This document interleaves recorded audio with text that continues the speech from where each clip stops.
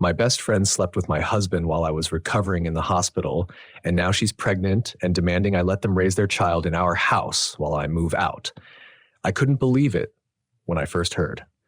My best friend, Jenna, 34F, the woman I'd trusted more than anyone else, had betrayed me in a way I never imagined. I'd been in the hospital for 2 weeks, recovering from a serious surgery, when she and my husband Alex, 36M, took it upon themselves to break every promise they'd made to me.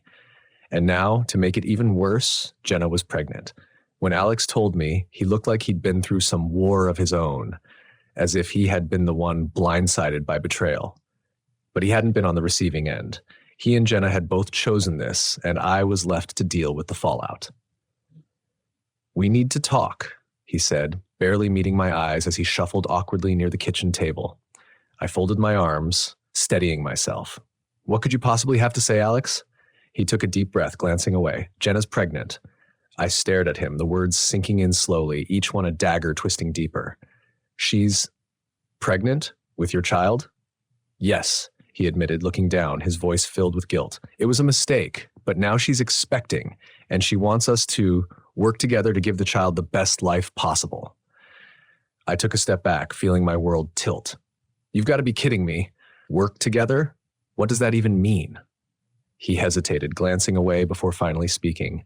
She thinks it would be best if we let her and the baby stay here.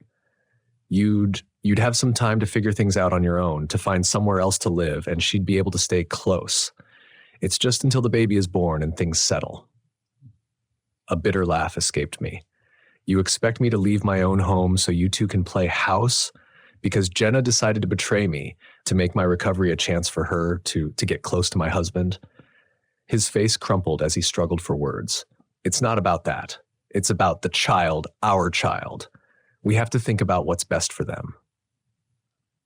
I shook my head, disbelief filling me from head to toe. This wasn't just some careless mistake. They had planned this, calculated how to break it to me, probably thinking I'd just be so hurt I'd give up and leave. They wanted me out of the picture. "Alex, this is insane," I said, my voice barely controlled. "You're asking me to sacrifice my home, my marriage, and my dignity so that the two of you can raise your child under my roof?" "I know it's not fair," he mumbled, finally looking at me. "But we're trying to be practical.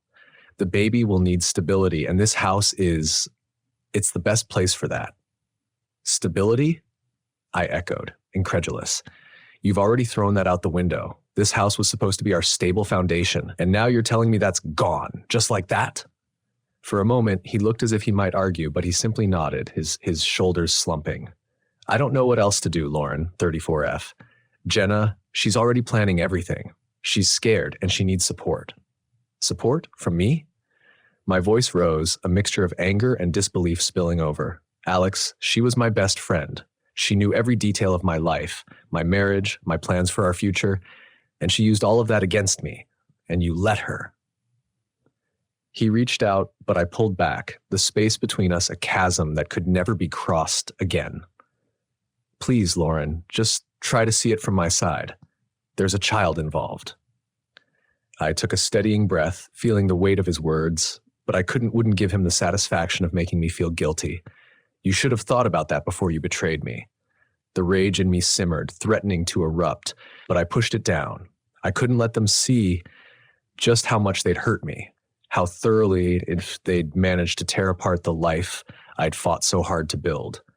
I was tired of being the one everyone counted on to do the right thing, to be understanding, to pick up the pieces while they made whatever decisions suited them. I needed time, space to think, to breathe. Without another word, I left the house, slamming the door behind me, and walked to the nearest coffee shop. I found a quiet corner, ordered something strong, and sat there, the realization sinking in. I was going to lose everything if I didn't stand up for myself now.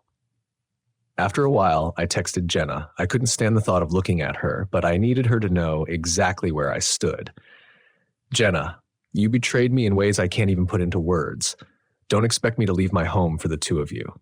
You both did this, and you'll both have to figure out how to deal with it, but not on my terms. Not anymore." I sat back, waiting for a reply. Within minutes, my phone buzzed. "Lauren, I get that you're hurt, but I didn't do this to ruin your life. I didn't plan it. The baby, it's a blessing, and I need Alex to be a part of their life. Can't you see that? Her reply nearly made me throw my phone across the room. A blessing? She was treating this as if she'd won some kind of twisted game, like she was entitled to rewrite my life because of a decision she and Alex made without me. This is my life you're rewriting, Jenna. If you want a family with Alex, you'll need to find another place to make it happen. I'm not moving out, and I'm not sacrificing my happiness because of your decisions. I hit send, feeling a rush of adrenaline as I set my boundaries for the first time in this nightmare. I didn't know what the future held, but I knew one thing. I was done letting them dictate my life. And if they thought they could just walk all over me, they were about to find out just how wrong they were. The following days were a whirlwind of tense silence and careful steps. Jenna and Alex both tried calling and texting, with each message alternating between guilt-tripping and outright pleading. They'd both underestimated me, thinking I'd fold under pressure and let them move in, thinking I'd simply hand over my life so they could raise their blessing under my roof. But I'd already made my decision. This was my home, and I wasn't going anywhere. I ignored the messages, each one a reminder of their betrayal. Jenna's were the worst, with long, emotional explanations about how she'd never meant for things to happen this way. She claimed that it had all been an unplanned moment, one that had somehow spiraled out of control. But I knew better. An affair didn't just happen. She'd made a choice, and so had Alex, and now I was done letting them play innocent in the mess they'd created. A week later, Jenna finally stopped by unannounced. I heard her knock at the door, a nervous, hesitant knock that made my stomach turn. I debated ignoring it, but I didn't want her lurking outside my door, causing a scene for the neighbors. Taking a deep breath, I opened the door, meeting her with a look that I hoped showed exactly how unwelcome she was. "Lauren," she started, her voice barely above a whisper. She looked tired, like she'd been losing sleep. But any sympathy I might have felt was immediately smothered by the memory of what she'd done. Can we please talk?" I crossed my arms, keeping my tone flat. "There's nothing left to talk about, Jenna." She took a deep breath, pressing her hand against her stomach in what I assumed was an instinctive gesture now that she was pregnant. "I know you're angry. I can't even begin to imagine how much this has hurt you. But I want you to understand, this wasn't some scheme, okay? It was a mistake." "A mistake?" I echoed, feeling my anger spike. "You slept with my husband while I was in the hospital. That's not just a mistake, Jenna. That's a betrayal on every level." Her eyes filled with tears and she nodded, looking away. I know, and I hate myself for it, but I can't change what happened. The baby, it's innocent in all of this. All I'm asking is for some understanding." I let out a harsh laugh, unable to contain it. "You want understanding? You expect me to open up my home, let you and Alex play family, and I'm just supposed to step aside and understand?" She looked down, taking a shaky breath. "Lauren, please, I have nowhere else to go. My parents won't take me in, and Alex says he wants to be there for the baby. If we could just find a way to make this work." I stared at her, my disbelief turning to rage. "You want me to put aside my own life so you can feel comfortable? You don't get to act like you're the victim here, Jenna. This is all because of choices you made, and you're both going to have to deal with the consequences, without involving me." Her face crumpled and she stepped forward, reaching out to me, but I backed away, unwilling to give her an inch. "I know you'll never forgive me," she whispered, her voice shaking, "but please don't punish the baby for this. I need help, and I thought maybe you'd understand that." "You're unbelievable," I said, shaking my head. "This isn't about punishing anyone, but holding you accountable. You're not welcome in my life, and you're definitely not welcome in my home. Go figure out what to do, but don't expect me to fix it for you." Jenna's face fell, the last trace of her hope fading as she realized I was serious. She looked like she wanted to say more, but instead, she just turned and walked away, disappearing down the sidewalk without another word. As I closed the door, a strange sense of calm washed over me. I'd taken back my power, and for the first time since this nightmare began, I felt a glimmer of control. They could beg and plead all they wanted, but I was done sacrificing my happiness for people who'd shown me nothing but disrespect. Over the next few days, Alex tried his hand at reasoning with me, switching from apologies to justifications in every text. He even showed up one evening asking for a chance to explain. I agreed, if only to hear him out once and for all, hoping it would bring me closure. We sat at the kitchen table, the same table where we'd shared countless meals, made plans, talked about our future, but now he sat across from me, looking more like a stranger than the man I'd once loved. "Lauren," he began, his voice low and filled with regret, "I know there's nothing I can say to make up for this. I messed up in ways I can't even begin to understand." I met his gaze, unflinching. "Then why'd you do it, Alex? What could possibly justify betraying me with Jenna?"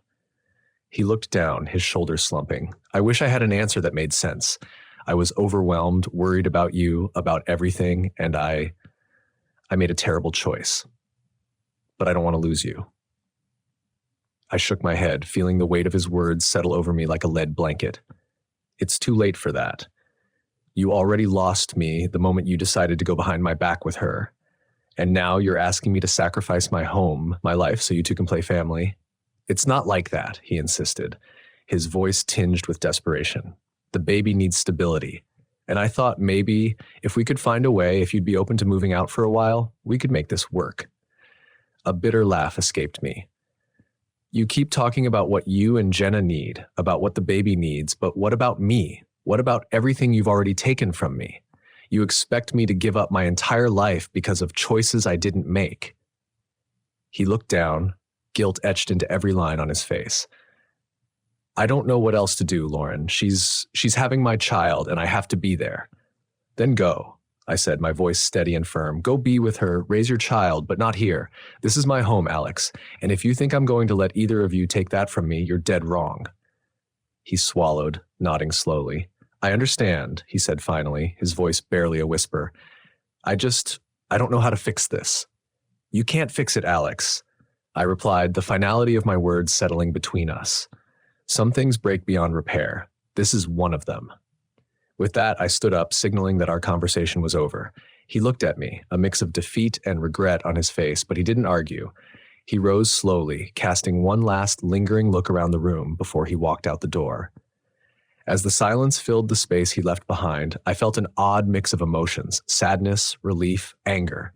This home was mine, and I'd fought too hard for it to let anyone take it from me, not even Alex. For too long, I'd put others' needs above my own, let them dictate my life while I tried to keep the peace. But not anymore. That night, I started making plans. Plans for myself for a future that didn't include Alex or Jenna. I'd find a way forward, one step at a time, and I'd build a life that was mine alone, one where I could finally feel safe, strong, and whole.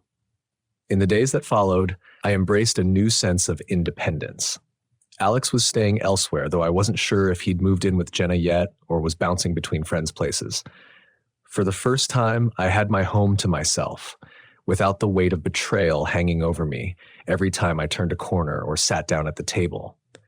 It felt surreal, liberating even, to move through the rooms I'd once shared with him, reclaiming each space as my own. Jenna, however, wasn't taking my decision as easily as Alex had.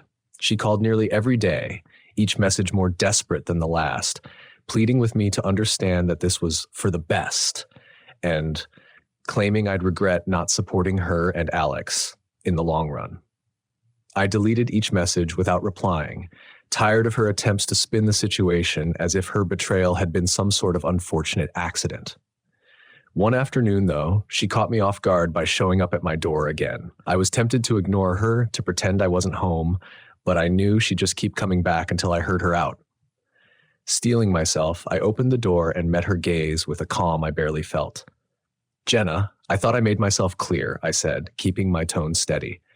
She bit her lip, her hands twisting nervously. Lauren, please, I just need a few minutes. I don't want things to end this way. We've been friends for years. Surely that counts for something. I crossed my arms, feeling my patience thin. We were friends, Jenna, but friends don't do what you did. You don't get to use our friendship as a reason for me to bend over backward for you now. Her face fell, and she took a deep breath before continuing. Look, I know I messed up, okay? I know I hurt you, but the baby, it changes things. I need stability, and you know as well as I do that Alex does too. We could all benefit if we just tried to work this out. You want me to help you and Alex raise your child in my own home? I replied, my voice hard. You think that after everything you've done, I'd be willing to stand aside and let you take over my life? That's not stability, Jenna. That's delusion. Her eyes flashed with anger, but she quickly tried to compose herself. I'm not asking for a handout. I'd pay rent, help with the bills, make sure everything's fair. We could work out a schedule. I laughed, the sound bitter. You don't get it. There is no we anymore. You and Alex made that decision when you decided I was expendable, something to toss aside while you played house behind my back. Now you're dealing with the consequences. Jenna's face shifted, her attempt at calm dissolving into frustration. You're being selfish, Lauren. I thought you'd be stronger than this, that you'd at least try to understand that people make mistakes. This isn't just about you. It's about an innocent baby who deserves a family. A wave of anger crashed over me, but I held it back, refusing to let her see just how deeply her words cut. No, Jenna. What's selfish is expecting me to throw my life away to accommodate the family you decided to make with my husband. If you're so concerned about stability, you'll find it somewhere else. She looked at me, hurt flashing across her face, but I could see a coldness in her eyes that told me everything I needed to know. Jenna wasn't here to apologize or seek reconciliation.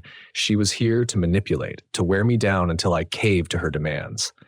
She stood there for a long moment, as if waiting for me to reconsider. But when I remained silent, her expression hardened, her gaze filled with a venom I hadn't seen before. Fine, she said, her tone laced with bitterness. If that's how you want it, then don't expect me to reach out again. Just remember, you're the one who's turning your back on us, on family. I took a deep breath, forcing myself to remain calm. Jenna, you and Alex are not my family. You made sure of that the moment you decided your needs were more important than our friendship and my marriage. Now, you're on your own.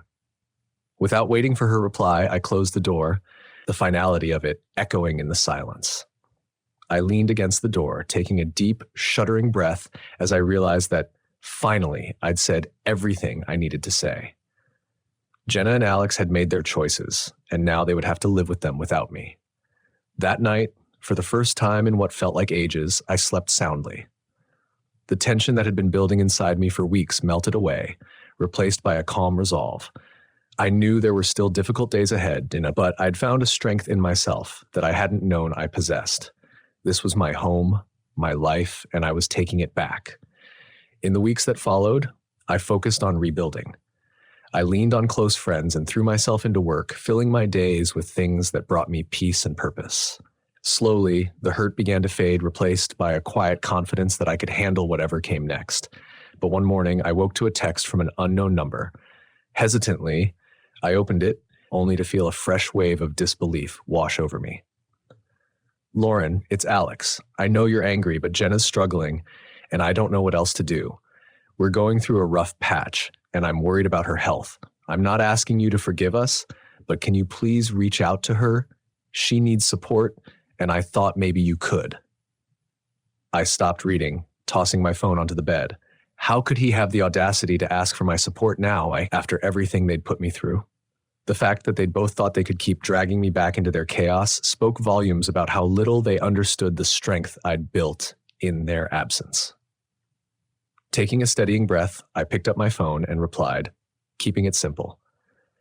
Alex, I'm not your safety net. Whatever happens between you and Jenna is no longer my concern.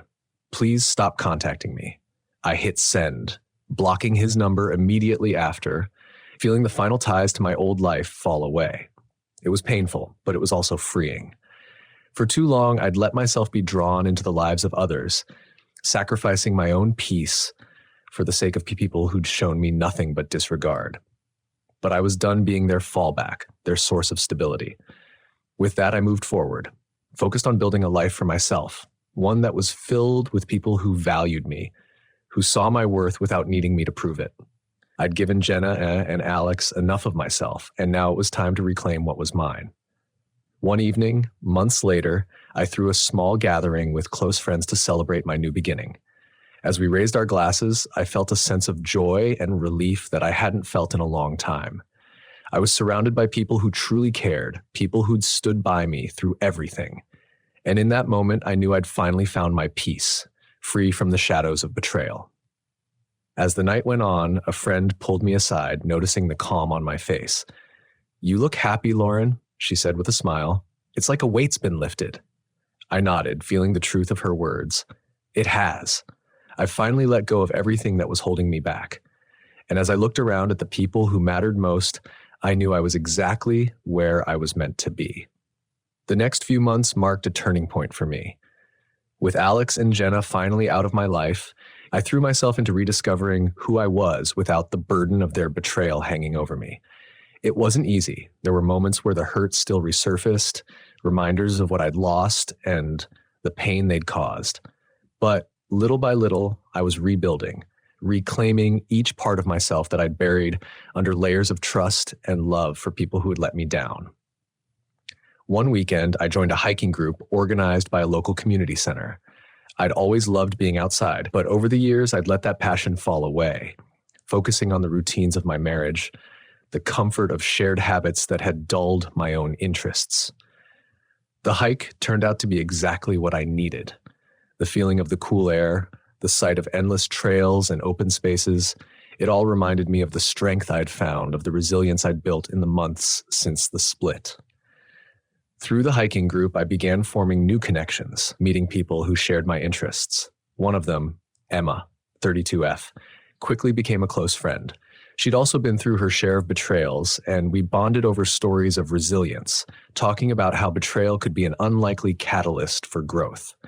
Her kindness and humor helped me see that while I'd suffered, I'd also survived. She was living proof that people could let you down and still be met with others who would lift you up. One evening, as Emma and I walked back from a long hike, she brought up something that made me pause. "Lauren," she said thoughtfully, "have you ever thought about doing something big for yourself? Like a trip or a project that's just yours? Something that feels whole?" Her words struck me. A few months ago, I would have thought it was impossible to even consider something like that. My life had revolved around other people's plans for so long that the idea of pursuing something solely for myself felt foreign. "I don't know," I admitted, looking down at my feet. "I guess I've always planned around someone else. It feels strange to even think about doing something just for me." Emma stopped and turned to me with a warm smile. "It's not strange, it's powerful. Think of it as a way to reclaim yourself. There's so much out there that you haven't explored yet.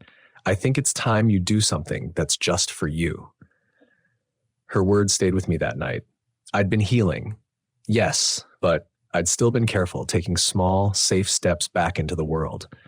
Maybe what I needed now was something bigger, something that forced me out of the comfort zone I'd created for myself in the aftermath of everything.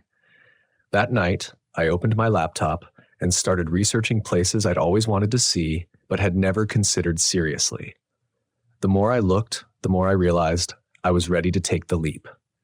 Within a few weeks, I'd planned a solo trip to a place that had been on my mind for years, Italy. The idea of wandering through a country rich in culture, history, and beauty felt like the perfect way to mark the new chapter I was beginning. It felt bold, free, like a gift I was finally giving to myself. When I told Emma, she practically squealed with excitement. "This is amazing, Lauren. A solo trip. Think of all the pasta, the art, the amazing views. You're going to have the time of your life."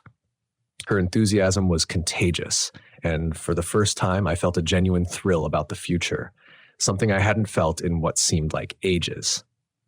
This trip was mine alone, something no one could take away, a journey that symbolized everything I'd been through and everything I was determined to become.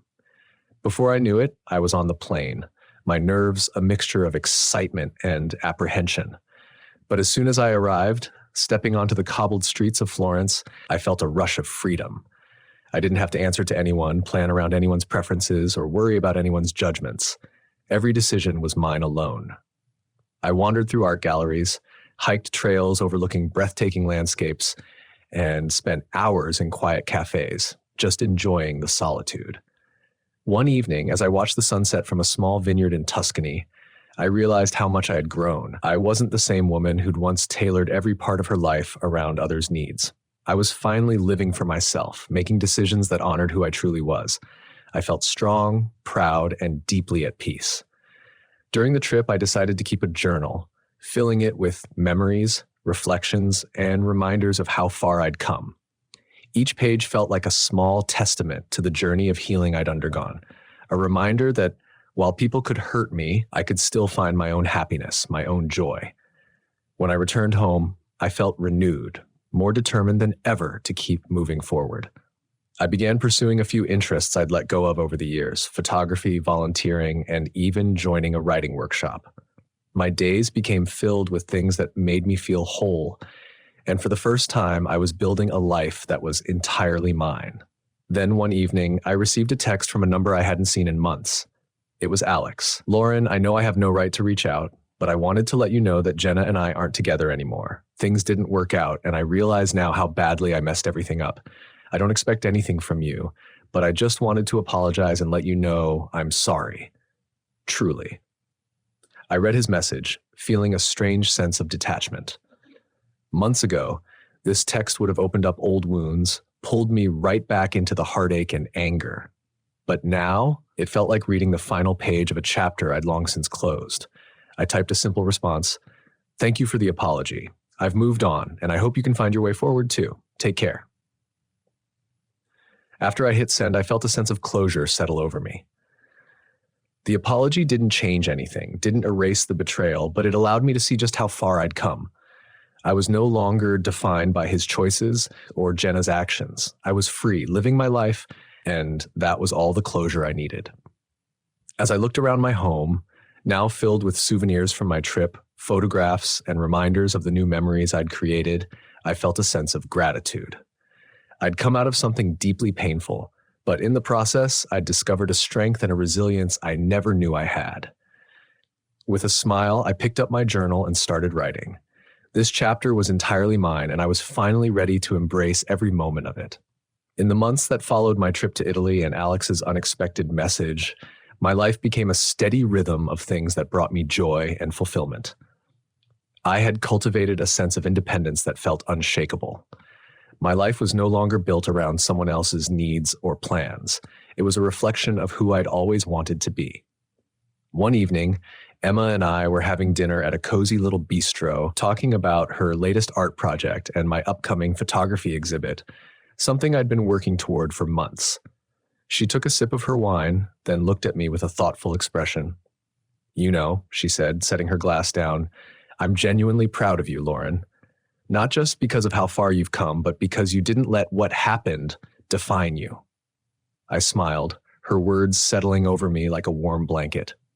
"Thank you, Emma. I didn't realize how much I needed to hear that." She grinned. "It's true. You could have let that betrayal keep you in a shell, but instead, you broke free. And now look at you, preparing for a photography exhibit, making new friends, living for yourself. It's amazing." Her words resonated deeply. For so long, I'd focused on moving forward, but in that moment, I realized just how far I'd come. I wasn't the same person who had opened the door to Jenna all those months ago. I was stronger, more assured. I'd built a life filled with people who valued me, with pursuits that made me feel whole. As the weeks passed, I threw myself into preparations for the exhibit. I curated each piece carefully, choosing images that captured moments of beauty and resilience. Photos from Italy, scenes from my hiking trips, even portraits of some of the people I'd met along the way who had impacted me. The theme of the exhibit was rebirth, a concept that felt as personal as it was universal. The night of the exhibit, I stood at the entrance of the gallery, feeling a mix of excitement and nerves as guests began to arrive. Familiar faces from my hiking group, friends from the writing workshop, and even some people from my old life stopped by, all offering kind words and admiration for my work. Emma arrived with a bouquet of flowers, embracing me with a grin. "You did it, Lauren. This is beautiful."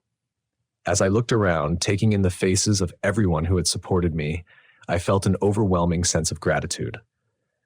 This gallery wasn't just filled with art, it was filled with every piece of me that had healed, every part that had grown and flourished despite the hurt. Toward the end of the night, a man approached me, someone I hadn't met before. He was in his late 30s, with kind eyes and an easy smile. He introduced himself as Mark, 37M, a friend of one of the photographers who had co-hosted the exhibit with me. "I just wanted to tell you that your photos are incredible," he said, looking over at a particular shot of a narrow, cobblestone alleyway in Florence. "They're more than just pictures. They feel alive, like they're telling a story." "Thank you," I replied, surprised by his thoughtful words. "That's exactly what I wanted them to convey. Each one captures a moment of transformation in its own way." We started talking, first about photography, then about our shared love for travel, and then, slowly, comfortably, about our lives. He told me about his own journey of starting over after a painful divorce, and there was an understanding between us, a silent acknowledgement of what it meant to rebuild after heartbreak. Over the next few weeks, Mark and I kept in touch, meeting for coffee, sharing stories, and laughing in a way that felt light and refreshing. There was no pressure, no expectations, just two people finding a connection through mutual understanding and respect. For the first time in a long while, I felt myself opening up, allowing someone into my life, not because I needed them, but because I wanted to share the happiness I'd built. As time went on, Mark and I became closer, and I realized I was ready for something new. This relationship didn't feel like a replacement for what I'd lost. It felt like a natural continuation, something that was built on who I'd become rather than who I used to be. One evening, as we sat on a park bench watching the sunset, he looked over at me, a thoughtful expression on his face. "Lauren, I know you've been through a lot, but I just want you to know you're one of the strongest people I've met. It's inspiring seeing how you've turned your life into something beautiful." I looked at him, feeling a warmth spread through me. "Thank you, Mark. It hasn't been easy, but I think I finally found the peace I was looking for." He smiled, taking my hand. "You deserve every bit of it, and I'm grateful to be part of it, even if it's just as a friend, whatever you need." As we watched the last rays of the sun dip below the horizon, I realized that this chapter of my life had come full circle. I was no longer defined by the betrayal of my past. I was defined by the strength I'd found, the happiness I'd reclaimed, and the love I was ready to give on my own terms. My life was my own now, shaped by choices I had made with intention and courage. I'd built a future that was filled with hope, friendship, and the joy of new beginnings, and for the first time I felt truly free.